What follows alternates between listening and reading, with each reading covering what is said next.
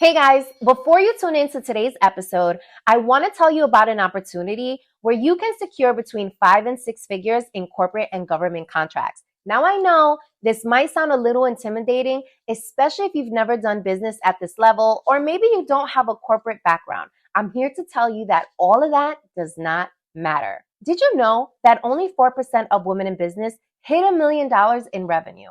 And of that 4%, 56% are able to hit $1 million in revenue because they go after these contracts. So if $1 million is on your vision board or just overall financial stability, corporate contracts is the way to go. I want to invite you to join me in my upcoming masterclass where I'm going to show you how to create a no-brainer offer so that executive buyers do not even question giving you their money. So who exactly is this class for? If you're a seasoned 9-to-5er planning for her exit, but you're unsure where to start, but you are sure that you're done building someone else's dream instead of your own, this class is for you. If you're a new entrepreneur and just overwhelmed with everything that you need to learn and accomplish and seeking out a mentor who gets it and understands, I want to see you in class. This is also for seasoned entrepreneurs who are having challenges with driving consistent revenue into their business. Now, here's the reality. You have the smarts, you have the skill set, you have the ambition, you have the thought leadership to get paid. My job is to help you package your expertise so that it becomes a no-brainer for people to pay you high 5 and 6 figure contracts.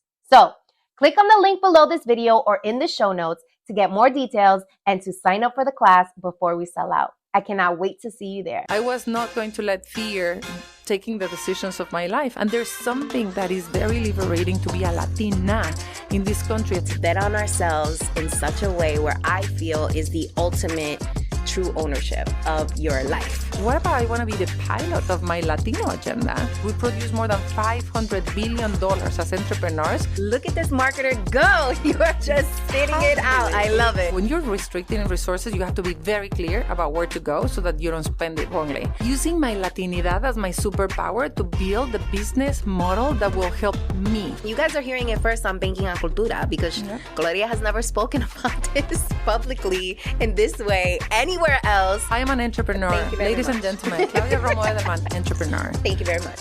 What's up, mi gente? Welcome back to Banking on Cultura, where we talk about the vibrancy and complexity of our Latino culture, entrepreneurship, and of course, all the bonchinche in between. Now, today I have a very, very special guest. I actually first saw her doing her thing on stage. I believe it was a Alpha of Women event. Shout out to Alpha. And she was just dynamite, like literally she like blew up the room as soon as she opened her mouth. And I was like, who is this woman? And I was just so intrigued because she was so passionate about Latinas and about moving the Latino agenda forward. And you can tell how genuine it was. You know, some people get on stage and they do a really good performative act, but you can literally hear in her tone, in her body language, in her passion, the stories, the way she was communicating, you could tell that she was the real deal. And that's what we like to present to our community here on Banking on Cultura.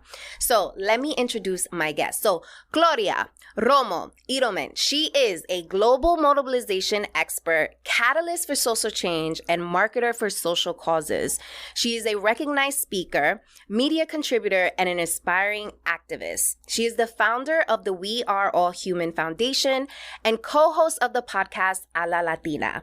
She is a Mexican-Swiss diplomat with more than 25 years experience. And get this, y'all, she speaks 6 different languages, okay?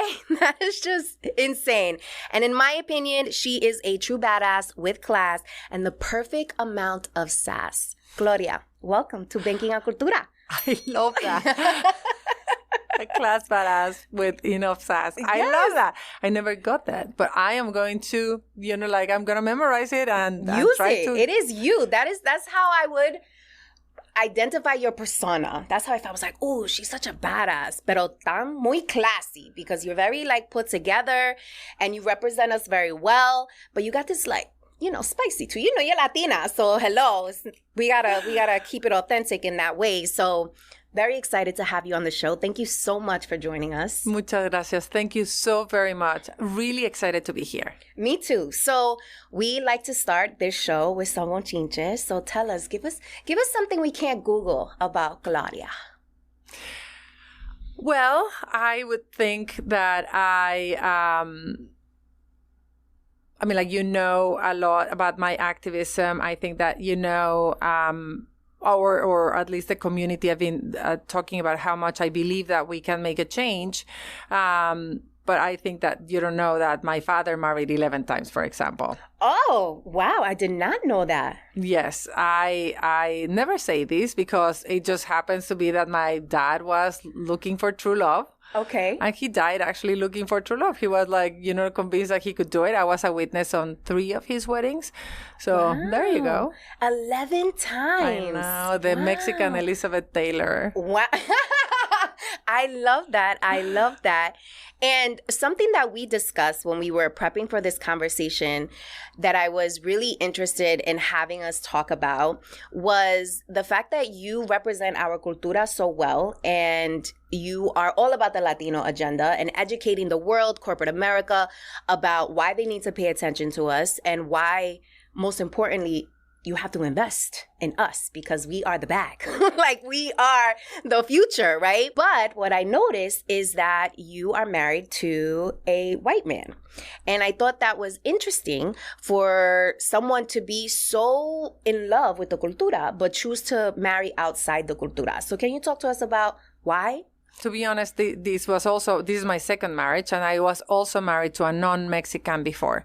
So look, I think that this time around, when I moved to America almost 10 years ago, in Cinco de Mayo, it's going to be my 10th anniversary. I'm going to start celebrating. Ooh. I moved to the States without knowing anything about this new group that I was going to be part of. So when I moved, I came with the United Nations to continue in my global mobilization circuit. I had a very precise agenda, which is to create and advance the sustainable development goals. And so very international and multilateral, if you want.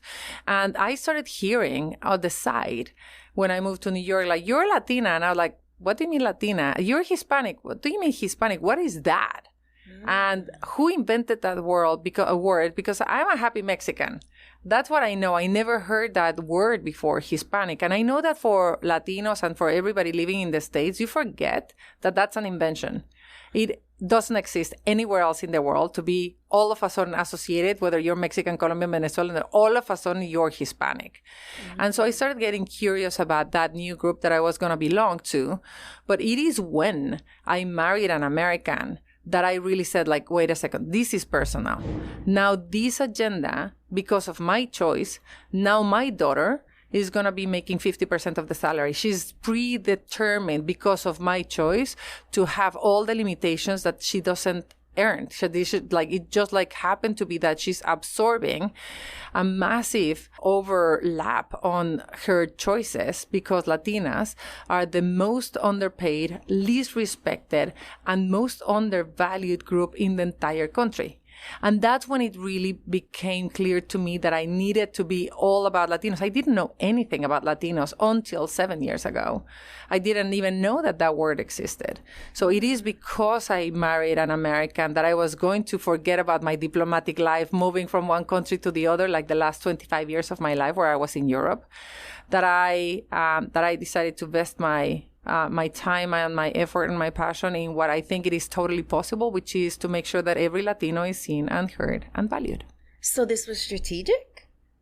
No, it was not strategic. I mean, I happened to fall in love with my husband, that was not strategic. It just happened to be that love is love. But no, not at all. It was not strategic. It was that, look, I'm a marketer, and I've been a marketer my entire life for social causes. So I've been trying to win the hearts and minds of people to do the right thing, the things that are good for you personally, but also for the planet and for the people and for our communities. So I've done that for refugees, for health, for maternal mortality, for tobacco, for all kinds of social causes. And when I moved to America and I started realizing this community that I was going to belong to, I realized, wait a second, this is the first time in my life that I have a reverse marketing problem. It's not the product that is wrong, it's the packaging. Latinos are wonderful. We're beautiful. Look at the data. I mean, we keep on making this country move. We're growing like crazy. We're producing. We're paying our taxes. We're the youth. We're everything. But our packaging puts us in a very different light. So whomever is doing the marketing for the Latino community, I thought, is doing everything possible to hide our attributes, to hide that we are entrepreneurs, that we are job creators, that we pay our taxes, that we're hard workers, that we care. So that's when it became, for me, fundamental to say, like, I would literally bang my head on the walls if knowing what I know, if I've been able to mobilize millions and millions of people, country after country, to do things that I wouldn't invest that into the Latino community.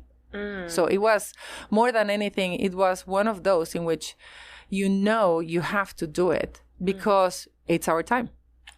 I love that. So you are in an interesting space right now. You are about to embark on becoming an entrepreneur, and you are launching a liquor line, right? Right.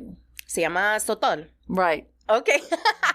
And I love this because I love when we come from a background of corporate America or public service or organizing, activism, and then we choose to bet on ourselves in such a way where I feel is the ultimate true ownership of your life.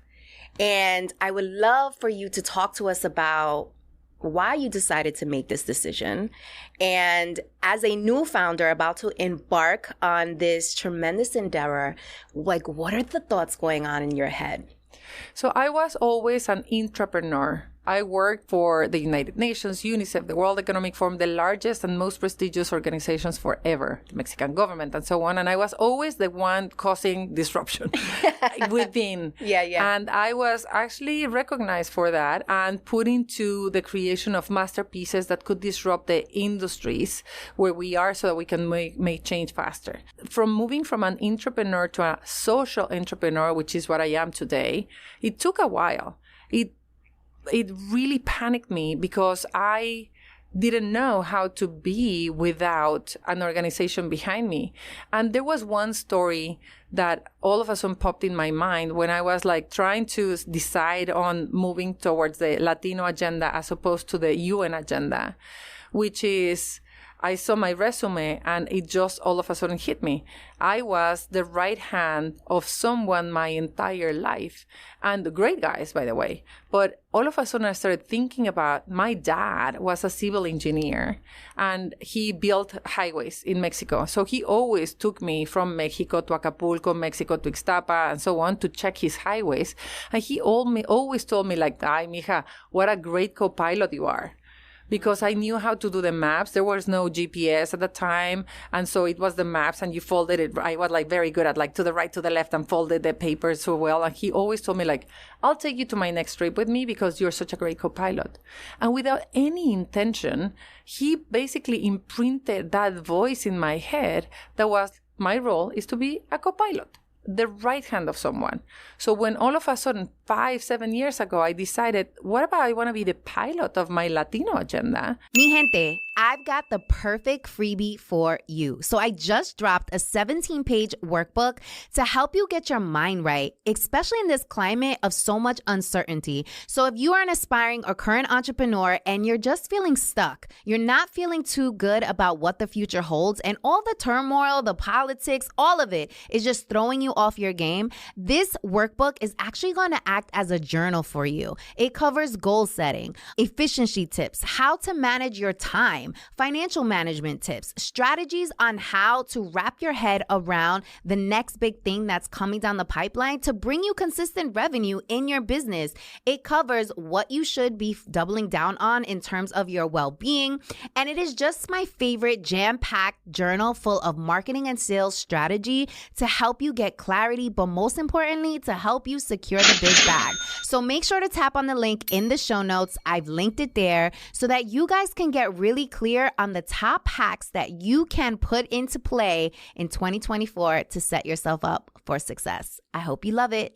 It took me a lot to change my root belief that my father gave me and just like simply say thanks, but I do want to move into being a pilot. But that takes a lot of, well, like moving the personal barrier, the discovering of the voice, and then the social barriers, and then the cultural barriers that all Latinas are facing. It's quite an effort to become an entrepreneur. So I left the UN, set up the World Human Foundation with a lot of determination and not without fear, but I was not going to let fear taking the decisions of my life. And I saw that with my mom. My mom decided, she was a basketball player. She had 3 kids, and then she, couldn't be a basketball player anymore. 2 of my siblings died. And so she was a single mother with me and decided to become an economist.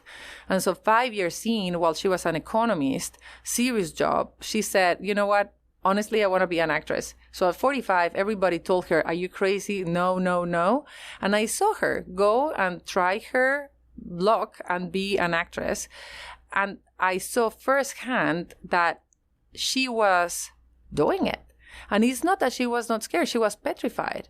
But she was not going to let fear take the decisions of her life. It's not that she was fear-free, but she was not fearless, but she was fear-free. And so for me, it was similar by moving towards creating the World Human Foundation, and the same principle of being able to say, I'm going to be the pilot of my own destiny, and I'm going to do it fear-free. Not fearless, but fear-free is what I'm jumping on to becoming an entrepreneur in a very male-dominated industry, in an industry that I have no idea of, and start commercializing the stotol that my family has been producing for the last 40 years. Why? I think that America has a lot to do with it. The entire idea of the American dream, seeing how I think that the very thing that I'm selling, if you want, as the image of Latinos is that we are entrepreneurs. One in every 5 small businesses in America is a Latino. We have 45% of the small businesses in this country. The very image that I would like everyone to have about, like Latinos is the small business, is entrepreneur. And there's something that is very liberating to be a Latina in this country as opposed to Mexico or Colombia or Venezuela, which is, you can do it here. We're 50% of the Latino population, 32 million Latinas. We take 85% of the purchasing decisions of our families. We produce more than $500 billion as entrepreneurs. And I took a decision like, I want to be one of them. I want to be able to control my wealth. I want to be able to produce. I want to be able to use my entrepreneurial spirit to bring it to market. But also I think that I have an obligation to my family and to my country. My family has been leading this new category of alcohol that is going to be the next big thing for sure after tequila and mezcal. The story of the family is wonderful, and I want to be doing the legacy for my family, and with that set an example for the many Latinas, young Latinas, that have to have every time more role models about how can you break it into industries where we're normally not present and do it well. A lot of our viewers, audience members, listeners, they are aspiring or current entrepreneurs and can relate to wanting to build a legacy, to wanting to put your family on the map, to wanting to be fear-free. Pero we know that preconditioning can sometimes stand in our way, or sometimes we are our own worst enemy. So can you talk about some of the internal thoughts that were kind of perhaps shying you away from taking on this risk or making you doubt, like, can you really do it? Did you experience those kind of thoughts? Oh, I keep on doing that. I am going for it with shaking legs, understanding that I have been my entire life just one thing, just an activist. That's everything I know. I've been doing, same wine, different bottle my entire life, but I've been a marketer for social causes. And I know how to do really well. I know how to build brands. I know how to mobilize people. I know how to convey a dream and have people see it and follow it and make social change. Now, that's very different than like selling alcohol and bottles and so on. Yeah. But at the end of the day, I also want to make sure that we take control of our own destinies, that we empower the more Latinas are wealthy and successful, the more we can invest in the other entrepreneurs that are out there that lack the very preconditions that entrepreneurs have in this country. We don't have access to capital. We don't have access to navigation skills. We don't have the bankers that have been friends of our family forever. We don't have the friends and family capital and knowledge that most entrepreneurs that make in this country are. Because while there's an American dream, a lot of it is status quo. A lot of the entrepreneurs and small and businesses that make it are coming from the same entrepreneurs that have made it for generations. Mm-hmm. And we need to make sure that if we have an idea, we can transform it into the next level, which is the friends and family round, by people like you that get you. And I want to be able to be in a position where I am making it, not only to give an example and to make it myself, but also to be able to pass it forward, because that's how we're going to be able to elevate who we are. The success of an entrepreneur in a large degree depends on the network you have. And I think that that's 40% of it as a fact. So the more Latinas are successful as entrepreneurs, the more we're going to be able to tie and to bring everybody forward. So I'm trusting that Latina entrepreneurs out there are going to support Latinas like me getting into an entrepreneur position and saying kill the fear. Come on. Don't have the imposter syndrome. Go for it. If you have an idea, develop it properly. Know what the steps are, because we are so entrepreneurial, but we don't scale up. We remain in 2 to 3 employees, if at all. We have a side gig, and we're unable to generate more than $1 million in revenue. Only 3% of all the entrepreneurs, Latino entrepreneurs, generate more than $1 million revenue. How do we break that down? How do we make more than, that 3%, make it 10%? Mm-hmm. And that comes from access to capital, access to understanding, access to networks. And that's what I hope that I can, I can see and I can do, and then I can share. So you touched on a couple of things that I want to take a deeper dive in. But first I want to start with, you are choosing to do it scared, you said, with shaking legs. What is your process? What is your formula or your toolkit that you're using to help you combat some of that self-doubt or fear? So first is understanding. I did go through the Latino business, LBAN and the SLAY course that is available for entrepreneurs. So I did some sort of training on how to build the World Human Foundation. Once I was advocating hard for myself to be able to be in a training course for entrepreneurs, even though I was not one, so that I could build the World Human Foundation and scale it, so that it could really lift the mission that we were set to accomplish. So some sort of training allowed me to believe that I can do it. I am not taking unnecessary risks that could jeopardize either my activities, my reputation, my capital. I am doing because knowledge is so key, information is so key, and I'm surrounding myself by people that are entrepreneurs that are able to share some advice that is clearer and better for me to understand than what I hear from people that are like, what? I just went to a webinar. I didn't understand 10% of what everybody said. But talking to a friend that has gone through the same probably gives me more information in half the time. So I think that being informed allows me to feel more confident. I think that having access to capital at the beginning of your journey really, really helps. And I am building up a network of the people that will help me scale, but also of the people that I can learn from and sell to. So I think that that's sort of the key. But in reality, is the voices in your head that we need to procure for. So it's once you have the hard core, access to capital, access to networks, access to information. Now the reality is I'm still afraid. I'm still self-doubt. I've never I'm the first woman in my family that gets into the alcohol business. I am taking calculated risks, but since I have a podcast myself called A La Latina, the playbook to succeed being your authentic self, I've learned a lot from trailblazers that have made it. And they say, you need to take risks. At the end of the day, you need to take calculated risks. And those are the voices that I try to make bigger than mine. Describe what is a calculated risk to you. So right now, I would say I'm getting into the alcohol category. Mm-hmm. And I am looking at the consumer data that says there's more than 600 million bottles of tequila sold every month.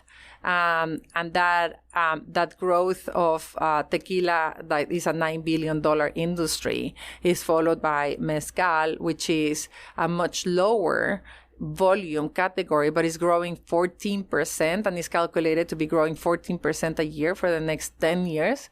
So if I look at that, I'm like, okay, I'm in the winning category because Mexican spirits are attractive to people. Because if I look at the rest, which is I'm very data-driven.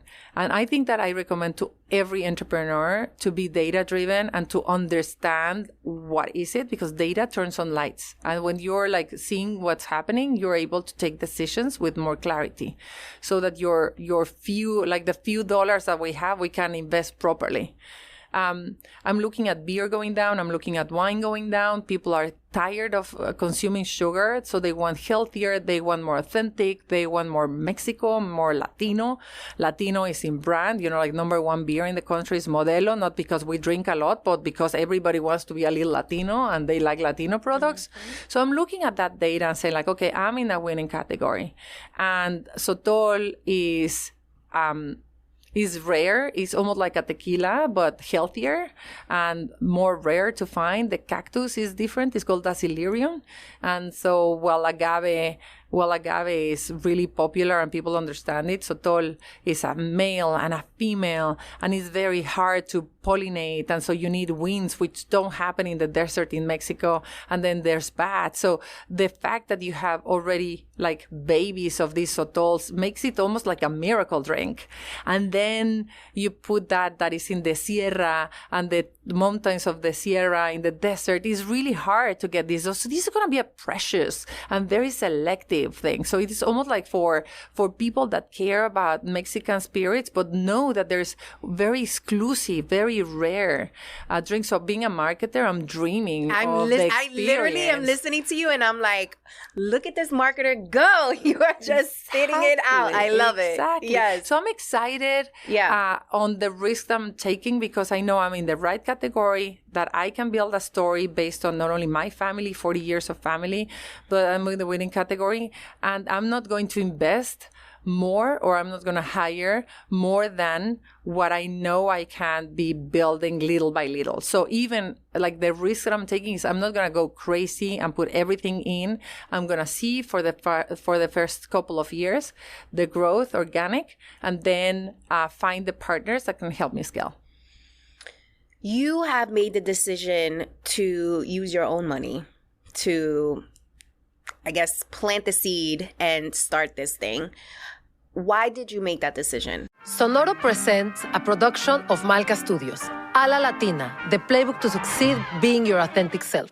This is your chance to get first-hand career advice from the most accomplished Latinas in corporate America. Those ready to share their secrets so that you can make it to the top in half the time. Those who shatter the glass ceilings not despite being Latinas, but because of it. Join Claudia Romo Edelman and myself, Cynthia Kleinbaum-Milner, as we interview executives from Google, Coca-Cola, Spotify, and more. Learn how to get promoted quickly, when is it okay to make a lateral move, and how to use your accent as your superpower. The time has come for us to rise to the top. Being Latina is our superpower. We are passionate. We are resilient. We're natural leaders. We are the next generation of C-suite executives in the making. Join A La Latina. A La Latina is available wherever you listen to podcasts. Mi gente, I need your help. Look, the real game behind podcasts is We need to really understand our demo, aka you, our audience, so that when we go out to sponsors who help us put on this amazing show and deliver this content to you, that they can clearly understand who we serve and what is significant to you and what you value. And the only way for us to get that information is for you to give it to us. So we just created this survey. I'll put it in the show notes. It will take you less than 3 minutes, literally, but it will be so helpful for us to get a better understanding of what it is that you care about, what's important to you, what do you value, so that when we're out in these streets trying to secure the big bag and get sponsors for this show, they know exactly who our audience is and what you care about. So we can bring you the best products, we can bring you the best organizations that are out here serving the cultura, the community, you. So please take a moment and fill out the survey. I'll link it in the show notes. Appreciate you. Control. I think that a lot of the times, Latinos, we don't have the fortune to be in control. We don't have the fortune to have our own media organization, so someone else is telling our story. We don't have the fortune to be in control of our finance, so someone else is determining how much are we going to make or not in money. No, I have been working, and I have the incredible privilege to be able to have capital to deploy. And if I trust myself and I look at the data correctly, I don't want to dilute my control. I don't want to dilute my power until I need it and until it's strategic. It's not that I'm not going to take any money at the beginning, but the majority of the money will be mine. And I will allow my friends and family that want to trust me and want to support me to put little pieces. But I want to be in control as much as I can so that I can make more. Right. And also make the decisions. And take the decisions, yeah. Right?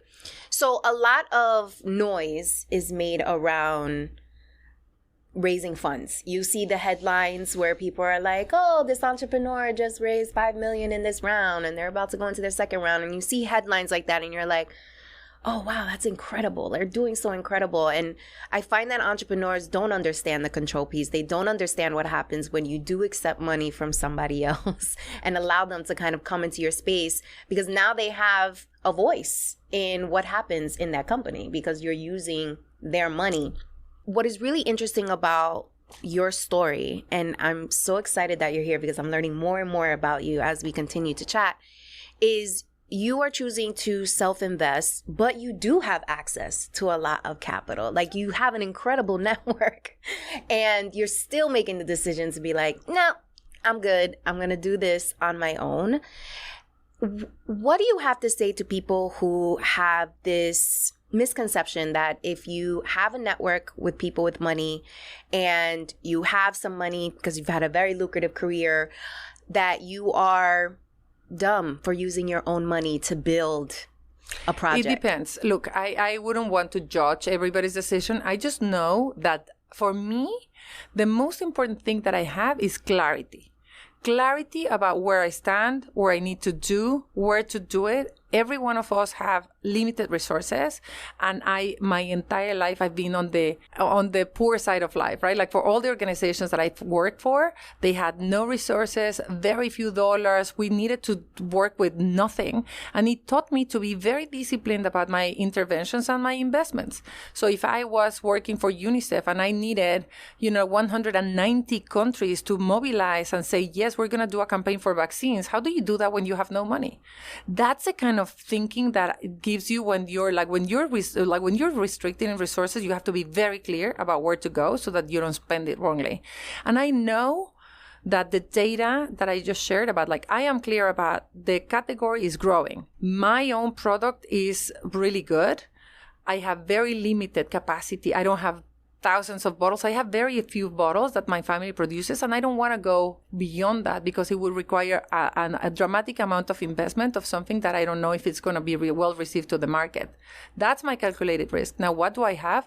I have a great network.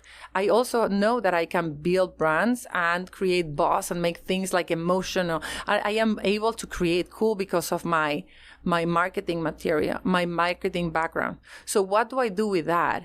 Then I say, all right, so for me, it would make no sense to go through the entire chain of investing a lot to produce more without knowing to go to the market, I'm going to use my network and sell the little bottles that I have and place them as exclusive. I'm going to go into private events. I'm going to be serving the jet set of America that wants to try and taste the Mexican modern luxury to build my business model. And there's many other business models. That's why I want to keep my own control and say like, okay, what do I have and how do I make it work? All right. If I hit the 1% of the population with my stotol because I can, because of my network, then I think that I'm going to be saving 50% of the money that I would be spending that I can use to produce more, that I can use later on to bring more investments. At some point, I'm going to need a lot of investment to scale, but not right now. So I wouldn't challenge anybody getting their own strategy about like whether they need investment or not. What I know is that for me, having the clarity of why would I need money? Do I need it? No, I can loophole it.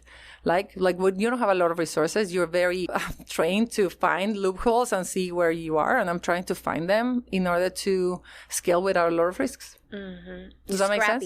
Yes. You're like scrappy. You're like going through what you have. I love it. This sounds amazing. Did you come up with this plan on your own? Like, what was the process of you getting here to now having the strategic vision? Okay, this is what I'm going to do. I'm going to jet set. This is what I'm going to focus on. Like, how did you get here? I've been working on this 2 years. I've been learning and studying and data and doing a lot of homework on numbers. And again, it's data. Understanding how do you make margin? What is it like? Is there a volume play game that I want to play, or is it a margin game that I want to play? I never knew that there was a word called margin or volume. I've been a social entrepreneur, never having any money. So I'm learning and sitting down and watching podcasts and understanding a little bit more because I was never an entrepreneur. I'm not even an entrepreneur, but I am learning as much as I can, as fast as I can. You gotta own that title. I am an entrepreneur. Thank you very Ladies much. and gentlemen, Claudia Romo Edelman, entrepreneur. Thank you very much. It's the first time I say that ever in my life. Punto. So I'm learning a lot. I'm also getting into places where people are because the network, again, matters dramatically. And I would say, again, using my Latinidad as my superpower to build the business model that will help me. Not the gringos and the distributors or the stores. No, I want to favor me, my country, my farmers, my bartenders, like the people that, and I'm building that in. And I'm definitely going to build my business plan looking at my country, the sustainability of the plants, taking care of the farmers so that there's no way that a family in Mexico is suffering from the exploitation of stotol and the decilerium. I'm going to make sure that a profit of the stotol that I'm building is going to the people that serve it, because the bartenders and the waiters are going to be my sales force. I'm not going to use like gringos to sell my product. I'm going to use my waiters, the people that are like moving this country, because we deserve that type of mentality of I'm going to grow if everybody grows. Mexican woman that cares about Latinos and cares about you, and you're going to have a profit of this, a piece of the ownership of my company. Which one do you think are going to sell? Which one are they going to push? This is the mentality of unity. This is where you bring that genuine voice to make your brand appealing and something that people want to be part of. What I think is so critical to highlight in this moment is your skill set of social activism and mobility and collaboration and understanding the social components of humans is going to serve you so well in this endeavor. Like, there's so many transferable skill sets that you are going to be able to apply to this. Almost like you have been training yourself for this moment. I love it. You've been training yourself for this moment, and all those skill sets are now going to amplify your movement. And listen, you guys are hearing it first on Banking and Cultura, because Claudia has never spoken about this publicly in this way anywhere else. So you guys are hearing it first, and we got to have you back once we reach the next phase. We're going to have some stotol over here. We're going to have some drinks. So make sure you guys follow along on the journey and support what is happening here, because this is like the roots. Like, you're planting the roots and the seeds, and now we're going to watch it come to fruition, which I love.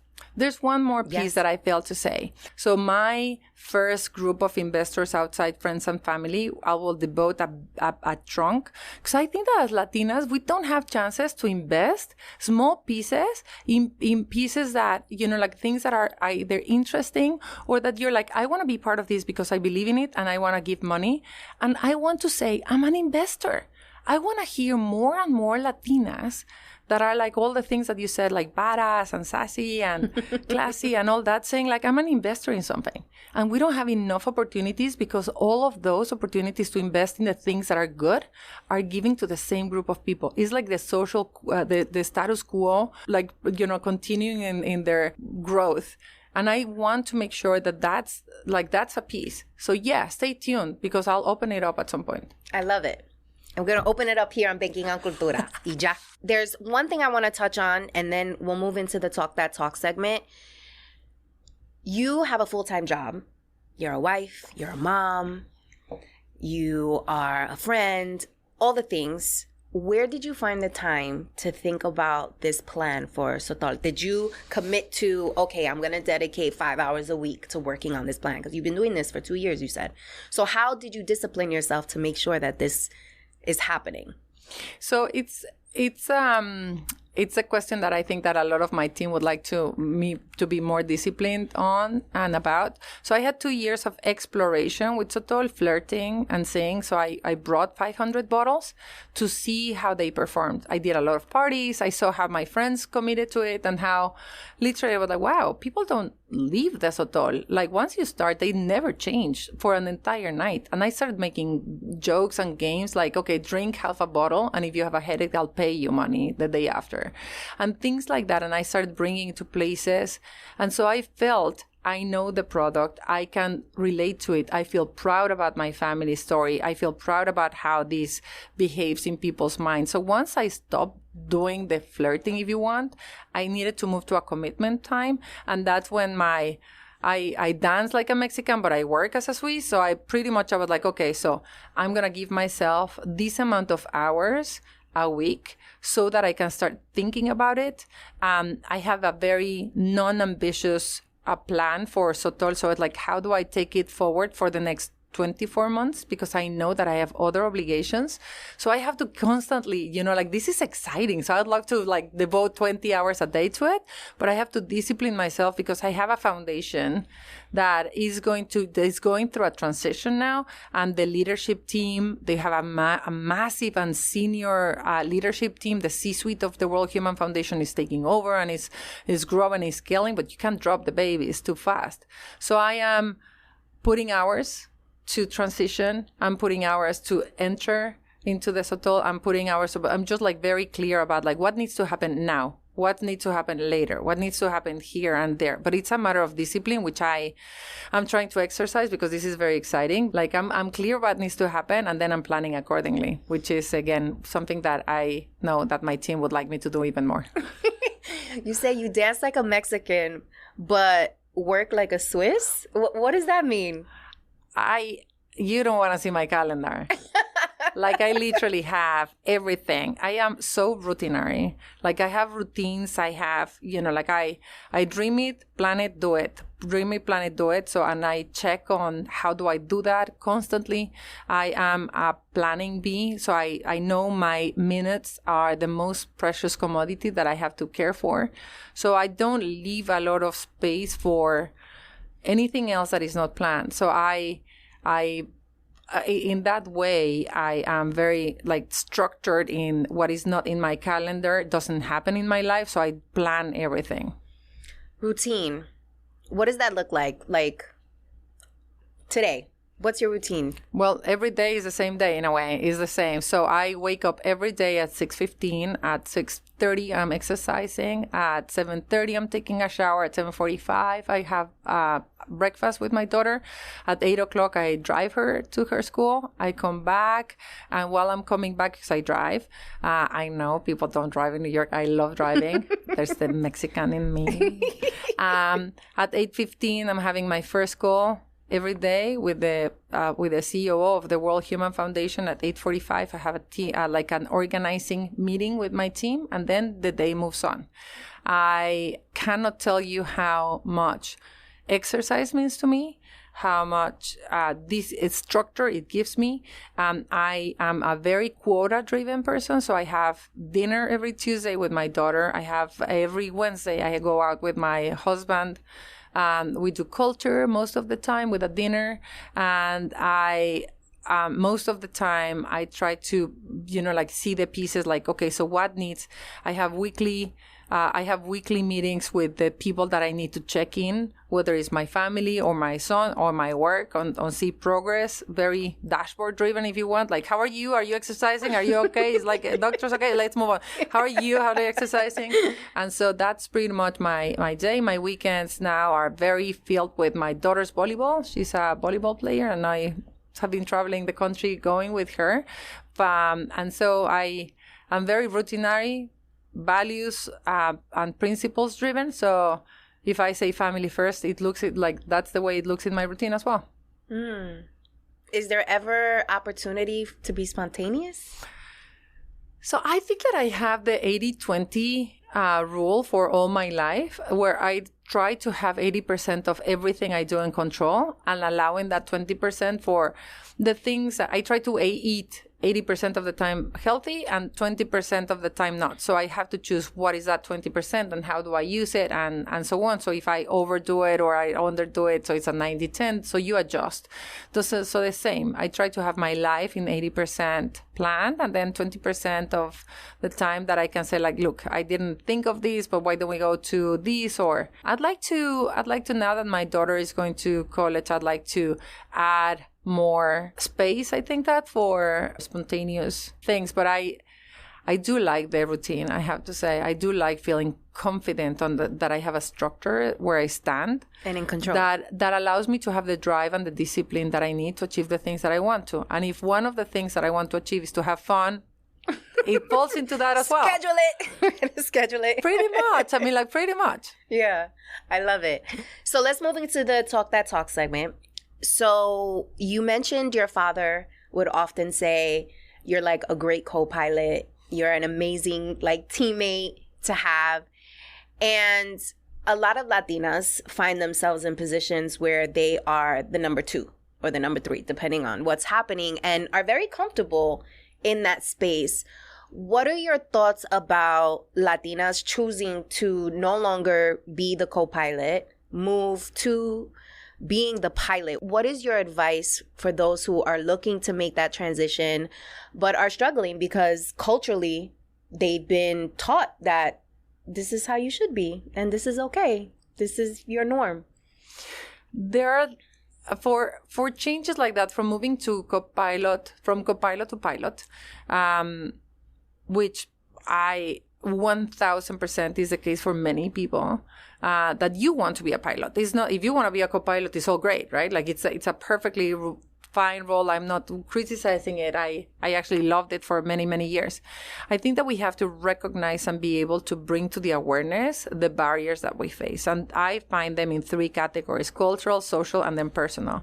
Cultural barriers are the ones that are easier to shake off, although it's hard because they are ingrained in our culture and our environments. We don't have the enabling environments enough to shake them off. For example, calladita te ves más bonita. Culturally, you're not prone to be successful. You're prone to be the wife or the accompanying person of someone. So that's a cultural expectation. And so I think that a methodology that works for me is to understand the root belief and put it in 3 categories. Do I take you? Do I change you? Do I give you back? So do I take you? Calladita te ves más bonita. Really? Nah, I'll change you. Calladita te ves más bonita. Sometimes. For me, sometimes it's good to be calladita te ves más bonita, because honestly, I just don't want to get engaged in certain conversations where I know I have a much better winning strategy than just talking. So I do that a lot with my husband, for example, and that kind of thing where he's like, la, la, la. And I'm like, can we go there then? Like it's pretty much, like I think that we know. Yes. So, but you have to make those choices and say like, let me bring to the awareness those cultural barriers that are stopping me from jumping into things. And do I take it? Do I change it? Do I reject it? And say like, no, honestly, I just don't want. Thank you, grandmother, for all your wisdom. That was great at that time, not anymore. And I'm giving it back to you with love. The social barriers are the ones that we see constantly through others, like the media, where we are portrayed. And that is crazy for me. We're portrayed in the perception of Latinas is so negative for us, and people don't even realize it. I just did for my social media, I did an interview on the streets of New York, and I went with a paper saying like Latinas are, and I listed a number of attributes: beautiful, sexy, loud, hard workers, entrepreneurs, homeowners, and then hard workers, and so on. So physical, competence, and values. Everybody to my face said, Latinas are beautiful, sexy, and fire. And I was like, as a compliment. People think that it is great that we're associated with that. What doesn't come to life is understanding not only that we're the job creator number one in the country, that Latinas generate small businesses 6 times faster than any other group in America, and that if we're not seen as intelligent, hard workers, or potential homeowners, our salaries depend on that. Because the unconscious biases of companies are like, okay, I'll put you in the reception, I guess, because you're so beautiful and sexy. And so it's that social stereotyping that it's really evil hidden on a precious thing. So we need to make sure as Latinas that we are aware that we might look beautiful, but we need to talk smart. We need to be sexy and deliver deliver job creators, and we need to repeat that again and again. Hi, I'm Claudia Romo Edelman, and my group generates 6 times faster than any other group in America, small businesses. We have to say it because that brings the conscience of people. And so those social barriers need to be brought to the attention, like brought to our awareness that we have that perception, and then try to combat it by not hiding that we're beautiful or sexy, but just like pushing the other elements as well. It's almost like if a brand would be only its attribute, like for example, I don't know, like a toothpaste, and you're like, oh yeah, it has acid, fluorine, blah blah blah, and you're like, yeah, but you want more. This provides you a smile, and this gives you more, right? Like we have to push that brand. And the last piece, I think, is the personal voices. What I just said about my dad and the pilot and the co-pilot. Every one of us has a story. Every one of us has been told something that puts us in a bucket where you have to take conscious and say like, wait, Dad, thank you so much for allowing me to believe that I was a great co-pilot as a kid. I know I was a great co-pilot in managing the map. I want to be a pilot, and I'm sure that you're fine with that because you never intended to limit me with that belief. But I want to change it to a new belief that allows me to believe that I could be the pilot of my own story. And with that, then you can start backing it with evidence. We create more small businesses than anyone else. Once we reach $1 million, the likelihood is we're going to get to 10. And if you start looking at the data, you have everything to believe that this is our time and that Latinas can make it. I'm so inspired right now. I'm so ready to take over the world. And this is why I wanted to introduce Claudia to this community, because this is exactly how I felt when I saw you speak on that stage. It literally is like every single time. And as I'm listening to you, I'm observing and I'm like, wow, like the communication style, the clarity, the authenticity, and the competence in how you present and how you speak is so powerful. And I'm just literally a student right now as I'm listening to you. So thank you so, so much. So tell the people about A La Latina, which is your podcast, so that they can tune in. And then also, what are you doing with the foundation? A La Latina, the playbook to succeed being your authentic self, came about through the understanding that we are getting stuck in corporate America. We're not getting promoted to the C-suite. So we're getting entry jobs. We're managing to get to middle level, but we're not getting higher. And so therefore there's no pipeline for corporate boards and so on. So we started looking at why. Why are we getting stuck at the higher level? Why are we not senior and leaders? Why are we not more in the C-suite? And we started counting, and from the Fortune 500 companies, there's only 50 Latinas that are in the C-suite, which is a disgrace. We're 30 million Latinas, only 50 in the C-suite. So we wanted to change that. It doesn't mean that there's only 50, but we could only find 50. Many Latinas hide their names and change their names, and so it's impossible to see unless you push them and they're ready to tell their stories, which is what happened a couple of times already in the podcast. But so here's what we found. We found that there are three main reasons why this is happening. Number one is because Latinas do not have role models. Number two is because they don't have networks that support them in the promotion. That means no network, no mentors, no sponsors, and so on, no one guiding you. And number three, we don't have the playbook. And this is an important one because most of us are the first gens, the first generation to get to college, the first generation that is making this amount of money, the first generation that is getting to the positions where we are. So we don't come with manuals. It's not that your grandfather told you, this is how you do, this is how you manage your millions dollars, amiga. Mm-hmm. Like, you don't have that. So we need the playbooks, because we get into an environment and we're like, how do I navigate this? How do I navigate being senior? How do I behave? What are the things that I need to know so that I can get promoted? So we created the podcast very specifically to get the stories and the playbooks from those 50 women that have made it to corporate America. And it's not only how they made it, but made it being your authentic self. Because the other piece of us is that we suppress our Latinidad. If you're Jorge, you pretend to be George, you come to work with someone you don't even know, and that is so bad for our soul. It's like we start bleeding and cutting ourselves little by little, and then your soul is so fragmented and sad that it's hard to recover from that. And then you're going to move immediately to a place where you feel welcome. So we needed to make sure that we understand how to get more Latinas to the top in half the time with half the bruises. And that's why we created the A La Latina podcast.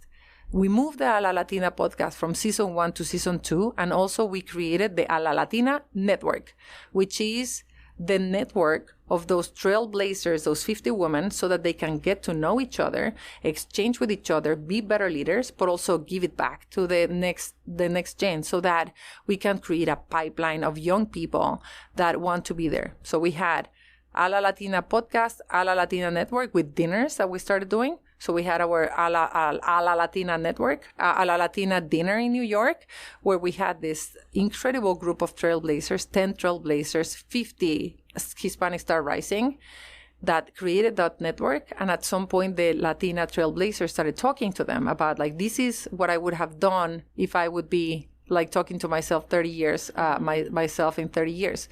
It was moving, it was powerful, and I know that A La Latina as a podcast will grow into a network that will have events and conferences so that we can create that infrastructure that we need. It's almost like the YPO for Latinas that want to make it to the top in half the time will have the bruises. I love that. And then with the foundation, the work that you are doing there? The foundation is very much set up to mobilize corporate America and equip corporate America. So we are a little bit like the Pepe Grillo that goes and talks to the corporate America and say, like, hey, did you know that with Latinos you can grow your businesses more? Did you know that if you hire Latinos, you're going to be able to attract more? Did you know that there's no way you can sell or hire without our community? Do you know who to partner? Here's a list of all the partners that you can have. So we work as a strategic advisor to companies to mobilize them. We work with 320 companies. And on the other side, we're working with the Latino community to elevate the self-regard and the social recognition. So that means we're working on Latino unity, pride, and access so that we can be in the places where we need to be. And we do it together so that we can advance more. I love it. So where can folks learn more about you and all the incredible work that you're doing? Social media. I am Claudia Romo Edelman. The foundation is worldhuman.org or hispanicstar.org. And I would love to invite all your guests to join A La Latina podcast. We have a LinkedIn community that is growing, and listen to the podcast. It's really very straightforward and concrete type of advice if you want to, again, make it to the top and make it being your authentic self. We love it. Well, I'll make sure to include in the show notes where you can find Claudia. Thank you so much for joining us today. I learned so much, so I know our community has as well. And I can't wait to have you back on the podcast and also join you on this new adventure with Stotol and this new chapter. I'm so excited for you, and know that I'm here to support you in any way that I can, and banking on Cultura and all that jazz, because you said you're looking for Latinas to help and to invest and to take it to the next level. So here you go. You got your first Latina. Let's Thank you so much for being the platform where I, for the first time ever, spoke about this. I know. So amazing. I didn't even know that. That's amazing. Yeah. I love it. All right, guys. Thank you so much for being here. I'll see you in the next episode. Hey guys, before you tune into today's episode, I want to tell you about an opportunity where you can secure between 5 and 6 figures in corporate and government contracts. Now I know this might sound a little intimidating, especially if you've never done business at this level, or maybe you don't have a corporate background. I'm here to tell you that all of that does not matter. Did you know that only 4% of women in business hit $1 million in revenue? And of that 4%, 56% are able to hit $1 million in revenue because they go after these contracts. So if $1 million is on your vision board, or just overall financial stability, corporate contracts is the way to go. I want to invite you to join me in my upcoming masterclass, where I'm going to show you how to create a no-brainer offer so that executive buyers do not even question giving you their money. So who exactly is this class for? If you're a seasoned 9-to-5er planning for her exit, but you're unsure where to start, but you are sure that you're done building someone else's dream instead of your own, this class is for you. If you're a new entrepreneur and just overwhelmed with everything that you need to learn and accomplish, and seeking out a mentor who gets it and understands, I want to see you in class. This is also for seasoned entrepreneurs who are having challenges with driving consistent revenue into their business. Now, here's the reality. You have the smarts, you have the skill set, you have the ambition, you have the thought leadership to get paid. My job is to help you package your expertise so that it becomes a no-brainer for people to pay you high 5 and 6 figure contracts. So click on the link below this video or in the show notes to get more details and to sign up for the class before we sell out. I cannot wait to see you there. Mi gente, did you enjoy this episode? Are you loving Banking on Cultura? Make sure to subscribe and follow us. Our goal is to grow this community so that we can all embrace our Latinidad, secure the big bag, and never question our cultura ever again. Please also take a moment to leave us a review. I love reading your reviews. Let me know what you are thinking, what guests we should have on, and if there are any topics you would like me to cover. I appreciate you so much for being here. Te amo mucho, and I'll check you out in the next episode.